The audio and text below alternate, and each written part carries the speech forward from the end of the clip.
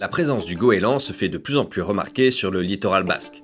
Présent sur la côte depuis un peu plus de 20 ans, cet oiseau mange de tout. Poissons vifs ou malades, carcasses échouées sur les plages, déchets dans les poubelles. Il va même jusqu'à chipper des sandwichs ou des viennoiseries directement dans les mains des vacanciers. Une scène qui se répète régulièrement près de la grande plage à Biarritz. Tous les jours ça arrive.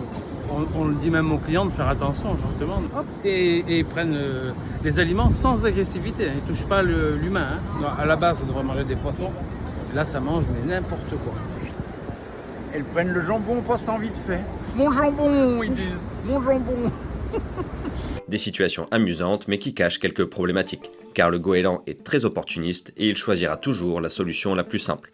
Dans son milieu naturel, il régule les bancs de poissons et nettoie les plages en éliminant charognes et déchets, ce qui lui vaut le surnom d'éboueur des mers. Mais à force d'être nourri par l'homme, ses habitudes changent, son régime alimentaire se bouleverse et à long terme, c'est sa santé qui est menacée. Au-delà de l'alimentation, la nidification pose aussi problème. Le goéland s'est installé à Biarritz en 2002. Et en un peu plus de 20 ans, sa population a augmenté jusqu'à atteindre environ une cinquantaine de couples. Mais les espaces naturels favorables, des rochers protégés du vent, des vagues et des prédateurs se font rares. Certains goélands se tournent alors vers les toits plats, qui, lorsqu'ils sont peu entretenus, se transforment en véritables nurseries qui peuvent provoquer des nuisances.